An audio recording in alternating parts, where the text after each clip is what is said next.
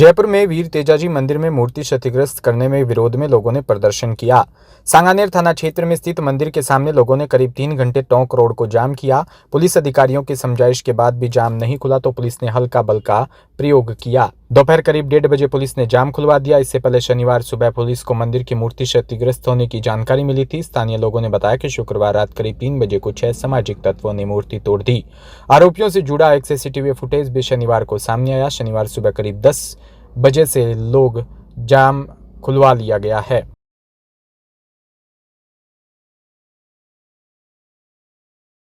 जयपुर में Birla fertility and IVF infertility के कारणों का वैज्ञानिक समाधान प्रदान कर रहा है। डॉक्टर प्रियंका यादव के अनुसार आधुनिक तकनीकी जैसे कि micro TSC, genetic embryo analysis और एंडोमेटेरियल रिसेप्टिव और एनालिसिस से गर्भधारण की सफलता दर बढ़ी है। कोविड-19 के बाद पुरुषों में स्पर्म गुणवत्ता में गिरावट देखी गई, जिससे अधिक दंपति असिस्टेंट और रिप्रोडक्टिव एआरटी अपना रहे हैं। उन्नत तकनीकों की मदद से अब जटिल मामलों में भी माता पिता बनने का सपना साकार हो रहा है।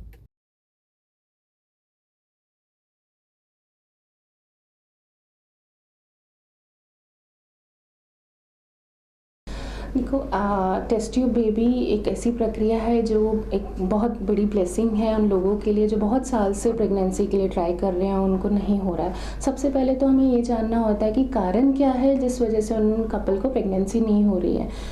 कारण अगर दो तीन कारण होते हैं मेजरली। पहला तो है महिला को कोई प्रॉब्लम है, पहले तो हम वो डिटेक्ट करते हैं कि बच्चे दाने में क्या दिक्कत है, अंडे दाने में कोई दिक्कत है, ट्यूब ब्लॉक तो नहीं है। कारण ढूंढना है हमें सबसे पहले।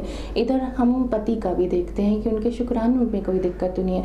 कई बार क्या होता है हमारे भारत समाज में हम औरत पे ज़्यादा ब्लेम डाल देते हैं, उसी की जाँचें हुई जा रही हैं, आदमी के शुक्राणु की जाँच ही नहीं होती है। तो दोनों का हम होलिस्टिकली चेक करते हैं पहले और फिर हम एक डायग्नोसिस पे रीच करते हैं। ओके, ये कारण है, इसकी वजह से आपको प्रेगनेंसी नहीं हो रही है।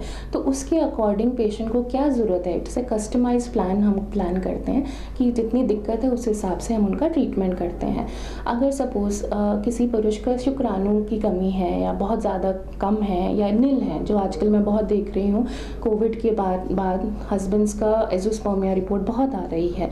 तो ऐसे में वाइफ को नेचुरली प्रेगनेंसी होना बहुत ही चांसेस बहुत कम हो जाते हैं। ऐसे में जो हमारी लेटेस्ट टेक्नोलॉजीज़ हैं, टीसा, टीसी, ये सब प्रोसीजर्स हैं जिसको हम कहते हैं सर्जिकल स्पर्म रिट्रीवल टेक्निक, जिससे हस्बैंड की टेस्टिस से स्पर्म निकाला जाता है और वाइफ का आईवीएफ होता है, उसके एग निकाले जाते हैं और उसी दिन हस्बैंड पे प्रोसेस होता है। एग और स्पर्म को मिला के हम एम्ब्रियो बनाते हैं और कपल को प्रेगनेंसी देते हैं, राइट। एंड बिरला में तो हम we go with micro TC level also, that is advance technology, जिससे हमें और स्पर्म रिट्रीव होने के चांसेस हमारे बढ़ जाते हैं। और मेरे बहुत पेशेंट्स ऐसे चल रहे हैं जिनके हस्बैंड की स्पर्म काउंट 0 थे और अभी प्रेगनेंसीज चल रही हैं। कई पेशेंट मेरे पास ऐसे भी आते हैं कि मैडम मेरे 6-7 अबॉर्शन हो रहे हैं, प्रेगनेंसी हो जाती है और मेरे को गर्भ मेरा कंटिन्यू नहीं रहता है, मैं 10-15 साल से हम यही दिक्कत में आ रहे हैं। तो ऐसे पेशेंट को यूजुअली हमें जेनेटिक कंपोनेंट हम रूल आउट करते हैं, उसका प्रॉपर पूरा वर्कअप होता है कि क्या कारण है जो इतने अबॉर्शंस हो रहे हैं। तो ऐसे पेशेंट के लिए हमारी एडवांस टेक्नोलॉजीज़ आ गई हैं, पीजीएस, हम एन्यूप्लॉइडीज़, कोई एम्ब्रियो जो ये पति का शुक्राणु और वाइफ का एग दोनों मिलके भ्रूण ऐसा बना रहे हैं जो कॉम्पिटेंट नहीं है जेनेटिकली, तो हम उसको पहले जेनेटिकली एनालिसिस कर लेते हैं। सारे जो भी एम्ब्रियोज बने हैं उनकी जेनेटिक एम्ब्रियो की बायोप्सी होती है, उसमें से जो भी अच्छा जो रिपोर्ट में आ जाता है कि ये एम्ब्रियो हमारा सक्षम है, उसको हम ट्रांसफ़र करते हैं और ऐसे प्रेगनेंसी पेशेंट 9 महीने तक हेल्दी बेबी डिलीवर करते हैं। ऐसे हमारे पास बहुत पेशेंट्स चल रहे हैं, राइट। तो this is also a better technology की पेशेंट को हेल्दी बेबी हो जाए। और भी टेक्नोलॉजीज़ आ गई हैं, जैसे एक पेशेंट मेरे पास हैं, बाहर से इनके 3-4 आईवीएफ फेल हो चुके हैं, वो होप पूरी ख़त्म कर चुके हैं कि भाई मेरा तो सब हो गया है, अब क्या करें। तो हम उसको इवैल्यूएट करते हैं हर लेवल पे। उसका जैसे मैंने बताया, एक तो एम्ब्रियो चेकिंग होती है, एम्ब्रियो बायोप्सी, क्या पता उसका एम्ब्रियो सक्षम ना बन रहा, उसमें से पहले बायोप्सी करते हैं। मीनवाइल हम ईरा टेक्निक भी आ गया है, जो बच्चेदानी से हम टिश्यू लेके उसकी रिसेप्टिविटी टेस्टिंग करते हैं कि भाई इसकी यूट्रस में रिसीव करने की कौन सी स्टेज की क्षमता है, तो वो टेस्ट करके फिर हम एम्ब्रियो ट्रांसफ़र करते हैं। तो रिसेंटली हमारी अभी प्रेगनेंसी कल ही आई है। तो ये ईराज़ और पीजीएस बहुत अच्छी टेक्नोलॉजीज़ हैं जो एडवांस्ड में आती हैं, जो पेशेंट को बहुत हेल्पफुल है था।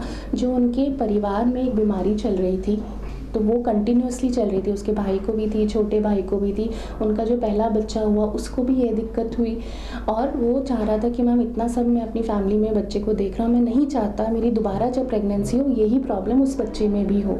तो हमने उसके लिए स्पेशल PGT-SR, PGTM ये और एडवांस टेक्नोलॉजी है, तो हम एम्ब्रियो को उस पर्टिकुलर जीन के लिए टेस्टिंग करते हैं कि ये वाला जीन वाला एम्ब्रियो मतलब इस एम्ब्रियो में ना हो और हम ट्रांसफ़र करें। तो we are doing that also, ताकि उनको एक हेल्दी बेबी, स्वस्थ बेबी मिल सके। राजधानी जयपुर की क्राइम ब्रांच की टीम ड्रग्स माफियाओं के खिलाफ चाकसू थाना क्षेत्र में बड़ी कार्रवाई की। अवैध मादक पदार्थ गांजा तस्कर प्रहलाद सांसी को गिरफ्तार किया। आरोपी के कब्जे से अवैध मादक पदार्थ गांजा 5 किलो 200 ग्राम और एक मोटरसाइकिल बरामद करी।